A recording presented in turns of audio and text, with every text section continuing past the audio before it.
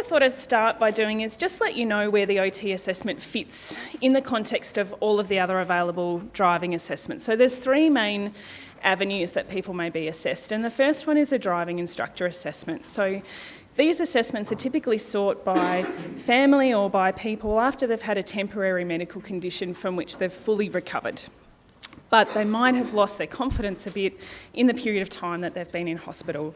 So, for example, if they've been non-weight bearing on a leg and just haven't driven for 4 months and then they're getting back in the car, if they're really nervous, it's a great way of getting people back on the road safely. They're in a dual-controlled vehicle. The driving instructor can give really good informal feedback to the client and their families about how this person's driving, but driving instructors don't report to VicRoads, so it's not a formal assessment of driving skills. Next is the VicRoads Review Driving Test scheme that some of you may have heard of. So this is an assessment that's conducted by a specially trained VicRoads assessor, and they'll go out to the person's home and conduct a local area assessment. So it's primarily an on-road assessment that lasts between 15 and 45 minutes, and that's free of charge to the client. They can have up to 3 attempts to pass that assessment. But as the assessors don't necessarily have a medical background, these are for people that don't have a significant physical or cognitive impairment that's been diagnosed. So that third bunch of people come to an OT for a specialist driver assessment. And what I want to talk about today is really the nuts and bolts of that assessment. So when you're referring someone to an OT, what is it that they're going to do? That's what I'd like to let you know. So OT driver assessments are conducted by OTs that have undergone some postgraduate training. So we need to be experienced for at least 2 years in a related field of OT, and then we go off and do an extra postgraduate course. And in Victoria, they're run at La Trobe University. We're very tightly bound by legislation, by competency standards, and by the VicRoads guidelines for OT driver assessors. So I've actually got all of those documents for you, so if you want to have a look at those later on, you certainly can flip through them. But all in all, it leads to a pretty tight restriction around what we should do and what we're able to do with clients. So the benefit of that is that it means that any assessment conducted in Victoria should really be very similar in structure, no matter which OT driving assessor performs the assessment. They really should be pretty identical. They should include an off-road and an on-road assessment, and that's what we'll be talking about today. The requirements before someone does an OT assessment is that they're deemed medically fit to drive, and also that they've been approved by VicRoads. So we need a clearance certificate from VicRoads that says that this person is right to continue through to an OT driving assessment. So there's approximately 65 practising driving assessors in the state of Victoria at the moment, which is better resourced than most states in Australia. However, in the Grampians region, we've got 4 part-time driving assessors. It doesn't give us many options for getting people assessed. In the off-road assessment form, once we go through a consent form first, and then we go through a pretty thorough driving history, which includes all of the things that Chris Kint talked about earlier. We need to know where the person wants to be able to drive and how they want to be able to drive so that we can tailor the on-road assessment to meet the demands that they are going to encounter when they return to their normal driving behaviour. With the medical history, it's really critical that we've got a good understanding of all of the conditions that this person has that could impact on their driving. Often, as we've said, it's not so much the one individual diagnosis and the relationship that bears to driving, but how all of their comorbidities add together to accumulate to create issues that either contribute to driving capacity or impair it. So common conditions that seem to be left off the VicRoads medical report form are things like treated hypertension, some visual or hearing impairments, and musculoskeletal conditions like osteoarthritis, which again, when added into the mix, can cause increased issues. In the off-road assessment, we'll then proceed to a hearing assessment and a vision assessment. So some of these criteria have set guidelines by VicRoads, like acuity, that has to be 6 on 12 at a minimum.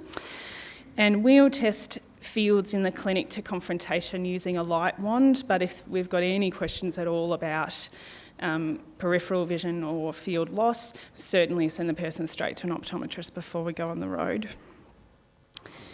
I suppose tracking and fixation are things that may not routinely be assessed in rehab, so those skills are really important for being able to do your mirror checks. So glancing up to your rear mirror, looking back to the road, looking out to the side, looking back to the road, that fixation needs to happen quite quickly. The longer it takes someone to fixate on the image in the mirror and then fixate back on the road, the more time they've lost and the more distance they've travelled in that intervening period of time. Physical assessment's pretty straightforward. I suppose what we're interested in is primarily the things that are going to affect driving. So we test all of these domains in driving-related positions, so your standard steering wheel type position and pedal control, and we cross the midline when we do our proprioception and kinesthesia assessments.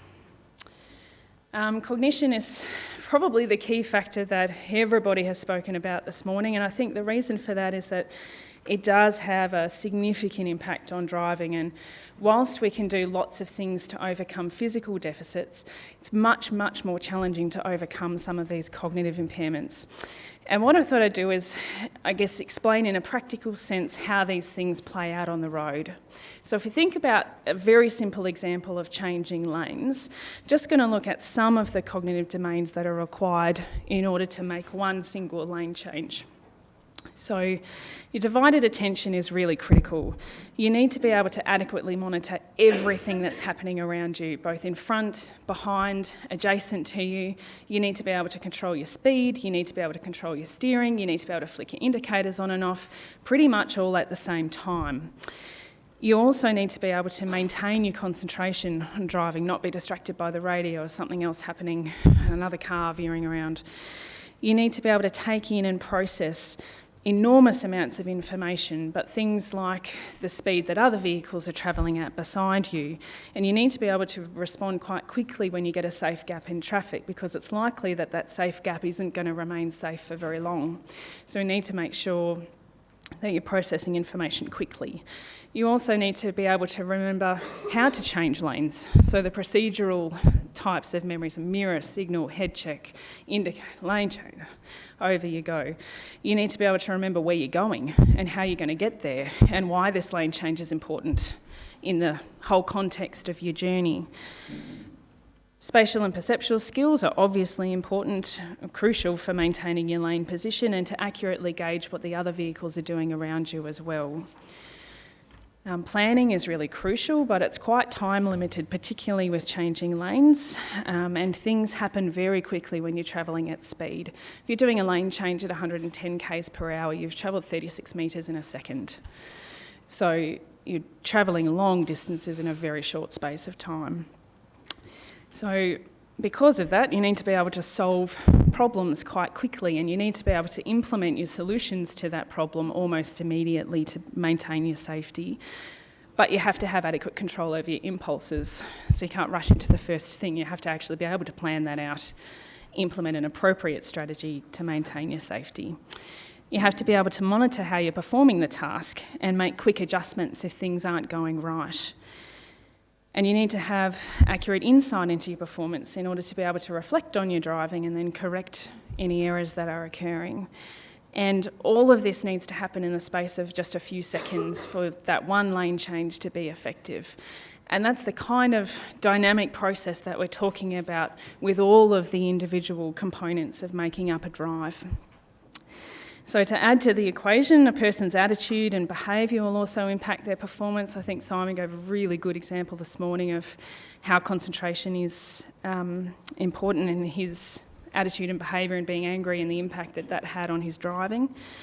And the task also becomes considerably more complex when there's other people in the car, if there's drugs or alcohol on board, and that includes the raft of prescription medications that many of our patients are on, when the driver is fatigued, or if they've got limited on-road driving experience, things get a lot harder. So the off-road assessment gives us the opportunity to have a look at each of these cognitive domains in isolation, but none of the tests that we have available off-road are able to accurately reflect what happens when all of these things come together, and it's often not until the on-road assessment that we really see the functional cognition.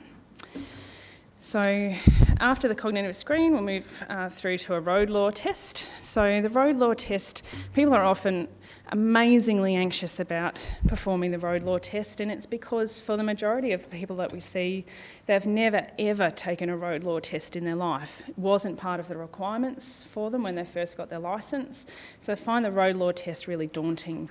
We try very hard to allay people's fears and let them know that there's a few reasons that we get them to take the test. We obviously want to know what their road law knowledge and understanding is, but we also want to give them a chance to be able to go back to the books and have a look through if there are things that we identify that they clearly don't know in the off-road assessment. So it gives them that week or so between the off-road and on-road assessment to be able to brush up on things that they're not certain about. And it gives us a chance to talk through the answers, and often that's really what people need, is just some instruction through it. So there's some multiple choice questions like that. There's also some short answer questions. So this is really helpful for looking at people's idea generation. What are they thinking? Are they able to imagine themselves in a shopping centre and imagine the types of hazards that they might encounter? And some people really struggle with this. And then finally, we've got some diagram questions, which is more about giving way. So can the person recognise that this is an intersection, that there's stop signs there, and can they implement appropriate road rules to get all of these cars through safely? So then we have what we call a slide test, which is a bit of a hazard identification, visual perceptual test, and road law knowledge kind of combined in one. So we'll show them pictures like this and say, what does this slide mean? And what should you do when you see this sign? And I've had some really interesting responses to this question. I've had people say, oh, never seen that sign before in my life. That's not a Ballarat thing, that must be a Melbourne thing. Never seen it. Doesn't exist. I've had one person describe a really elaborate series of intersections with 2 roundabouts and major intersecting roads, and she said, oh my God, I have no idea what to do there, but that's okay because I'd never drive somewhere like that. It's all good. I know my streets here and I've never seen that sign. So they're quite surprised when we trip around on the on-road and say, oh, just have a peek over there. See that sign there? Oh, what's it doing way over there? How am I meant to see it off the road? And then we'll show some photographs as well. So for this question, we asked people, you're the driver of the car proceeding down the street towards the roundabout. What hazards do you need to consider as you pass through the roundabout and travel further down the street? So I'm going to use my laser light because I'm very excited that there's a laser light here.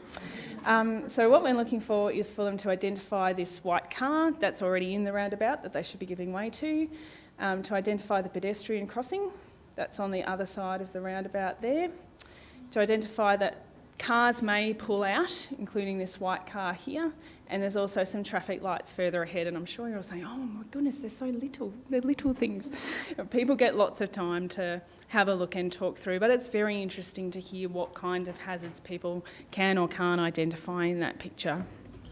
Let's say when we go through it. So the final step for the off-road assessment is to really plan out our on-road assessment quite carefully. So that's taking into account all of the information that we've gathered during the off-road assessment and primarily the client's report about where they want to be able to drive. So the route that we select depends very much on the type of driving that they want to continue to do. So if they ever need to or want to be able to drive on the freeway, if they want an open licence that lets them trip up to Queensland, then we perform our standard route assessment. So that has giveways, stop signs, traffic lights. It's got a mixture of standard and complex intersections. We do lane changing, parking, freeway travel, roundabouts, railway crossings, school zones, and also a simulated emergency brake, which is probably the only component that you wouldn't find in normal everyday driving. So what we ask the instructor to do in a safe place is to shout out stop and get the driver to stop as quickly as they can. So we're just having a look at their response speed in the car.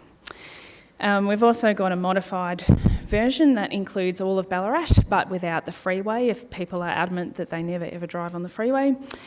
And then we have options to do a local area or a self-directed route, which is usually smaller again when people are looking at quite a restricted licence just to get to the shops and back or the doctors and back, that sort of thing.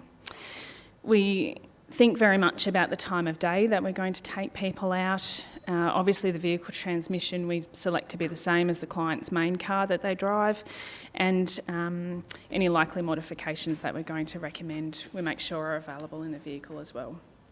So after 90 minutes or so of gathering all of that information and putting it all together, we've got a really good understanding of the person, what's led them to this assessment, their physical and cognitive strengths and weaknesses, and their road law knowledge and understanding. But what we don't know with certainty is how they're going to perform when they actually get behind the wheel. So one question we're frequently asked is, what happens if I fail the off-road assessment? But the reality is that very few people fail the off-road assessment. The only people that we wouldn't take through on-road are people that have medical conditions that preclude them from driving. So they might be things that weren't identified prior to our assessment, but if we found a quadrantanopia and we send them off for fields test and they don't meet the visual criteria to drive, then we can't proceed to the assessment. Everybody else goes on-road, and the reason for that is that despite our hefty off-road assessment, there isn't always a correlation between that and performance on road. So the only way that we can assess if people are safe to drive is to observe them driving safely and legally. So the on-road assessment is obviously a key component of that. So our on-road assessments are all graded from low demand to high demand environments, which is safer for us and the client, obviously. No matter what route we select, it has to last 45 minutes. So that gives us a really good amount of data on which to base our decision. It gives the driver a chance to reduce their nerves. It allows us to see the effect of fatigue or complacency over the course of the drive. And probably the biggest question we get asked is, can I take my own car? And the answer is a categorical no, but it is a question. So this is an example of, or a bit of a snippet from our on-road assessment form. So what I wanted to show is really the breadth of information that we're collecting as the person is driving. So we've got a chance to write some nice comments in the middle. These boxes on the right stand for driving instructor intervention, people making observations, that's mirror checks and looking around them at the intersection, signalling, speed control, brake and clutch control, lane position, gap selection and road law. So you can see in this case they're turning right onto Gillies Street, and we've marked out some key features along Gillies Street where errors typically happen or complex parts of that drive, and that's what we're documenting, each of those things at each of those points. So over the course of a drive we'll make several hundred observations of a person's performance while they're driving. We have to do it quite quickly, obviously, and we get our own little codes, shorthand, that makes sense to us so that we can do that quite quickly while still watching what's happening at the same time. So at the end of that assessment, we've got a lot of rich data on which to base our recommendations, and it's helpful that the driving instructor usually stays and helps us with the first part of our feedback. So the person's able to ask both of us questions about what happened during the assessment. So following all of that, we make a recommendation to VicRoads, and it's really important for you to remember that our assessment results in a recommendation only to the Driver Licensing Authority, and it's VicRoads who determine, with all of the information that they have, what's going to happen ultimately to this person's licence.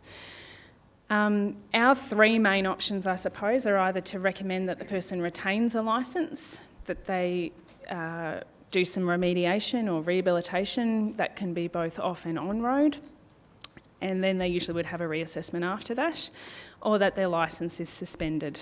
So those are the three main categories. We can also recommend a number of conditions be placed on the licence, and there's a whole variety of those. And we can also make suggestions about when medical or future OT reviews might be appropriate. We'll then send a letter to the client and the referrer if the client's given us consent to. And then after that, the VicRoads letter will follow. So there is a gap between the OT assessment and the VicRoads determination. And as Janet spoke earlier, that is often a time of intense anxiety while they wait to hear what's happening from VicRoads, because for some people it will mean that they can't drive for that interim period until they get that confirmation from VicRoads.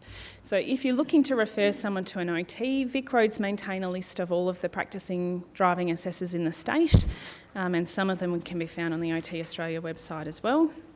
So in summary, I suppose there's three main options for on-road assessment, and OTs get involved when the person's got significant physical or cognitive impairment that could impact on their capacity to drive. It involves a comprehensive off and on-road assessment that's time-consuming and it's expensive. And OT driver assessments at the end of that assessment will make recommendations to the DLA and they'll implement those. So, thanks.